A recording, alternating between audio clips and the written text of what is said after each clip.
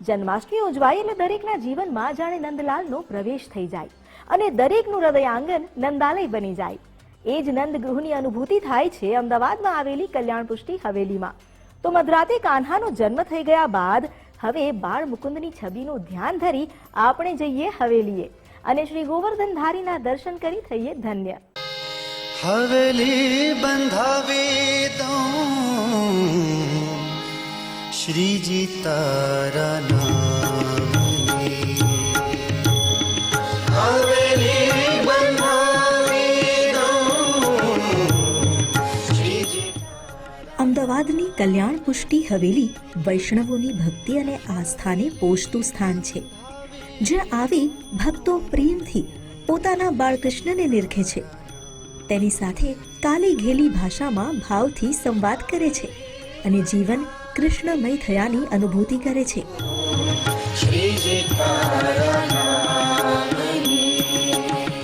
અહીં નિજ મંદિરમાં ગોવર્ધન રાયજીનું ઠાડા સ્વરૂપ બિરાજમાન છે, પણ સાથે સાથે ચલ સ્વરૂપે કલ્યાણરાય પ્રભુ શ્રી મદન મોહનજી અને શ્રી ગિરિરાજજી પણ છે. તેથી તહેવારમાં ચલ સ્વરૂપ ગર્ભગૃહની બહાર આવી ઉજવણીમાં સામેલ થાય છે અને એ ઉલ્લાસમાં ભક્તોના મનડા હરખાય છે. બાળકુંવરને ઝૂલે ઝૂલવાની તો અલગ જ મજા આવે અને ભગવાનને રાજી કરવા અહીં શ્રાવણ મહિના દરમિયાન રોજે રોજ અવનવા હિંડોળા થાય છે, જ્યાં ચલ સ્વરૂપે હવેલીના પરિસરમાં અને અચલ સ્વરૂપે નિજ મંદિરમાં પ્રભુ હિંડોળે ઝૂલે છે.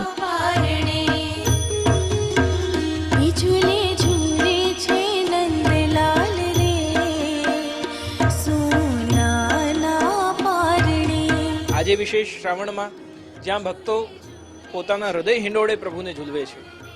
હિંડોળાના 11 અંગો છે અને એ 11 અંગો એ 5 જ્ઞાનેન્દ્રિયો, 5 કર્મેન્દ્રિયો અને 11મું જે સિંહાસન છે તે ભક્તનું મન છે, એનું હૃદય છે અને એ ભક્તના મનમાં બિરાજીને ભક્તના મનોરથ પ્રભુ પૂર્ણ કરાવે છે.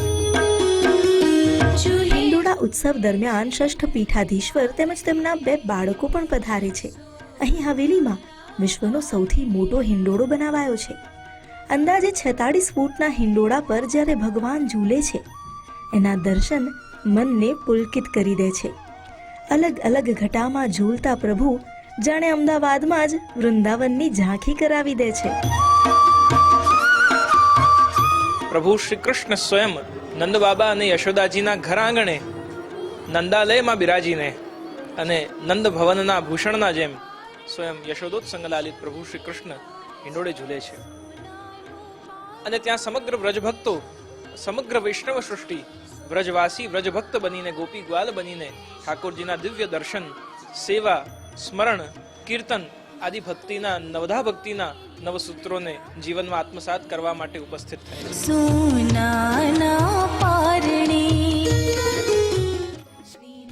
શ્રાવણના હિંડોળાની સાથે શ્રવણ કીર્તન થકી ભક્તિની લહેરો ઉછળે છે. અહીં શ્રાવણમાં જ જન્માષ્ટમીનો પર્વ આવે અને એ પરમ પર્વની ઉજવણી માટે 1 મહિના પહેલાથી જ બધાઈ ગાન શરૂ થઈ જાય.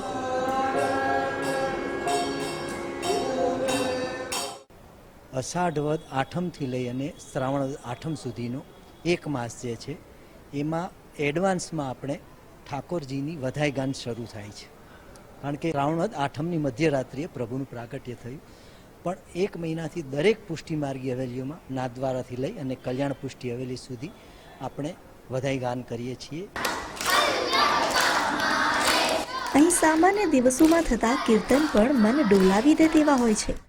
ઋતુ પ્રમાણે કીર્તન કરી પ્રભુને રીઝવે છે કીર્તનિયાઓ અને ભક્તો કીર્તનના શ્રવણમાં મગન બની જાય છે. હવેલીમાં દર્શન કરવા આવતા ભક્તોના મનમાં કદાચ આ જ ગાન થતું હશે કે આંગણ ઉત્સવ બની આવો શ્રીનાથજી, સંગે સોહે રૂડા શ્રી યમુના માતજી. બ્રજના નંદલાલા રાધાવરવાલા, ગોવર્ધનનાથ શ્રીજી કરું હું કાલાવાલા. શ્રીજી આ વિનતી મારી કરજો સ્વીકારજી. બસ એ જ પ્રાર્થના, આંગણ ઉત્સવ બની આવો શ્રીનાથજી. કેમેરા પર્સન નિકુંજ પ્રજાપતિ અને જય જાની સાથે અમિતા જરીવાલા, ગુજરાત ફર્સ્ટ, અમદાવાદ.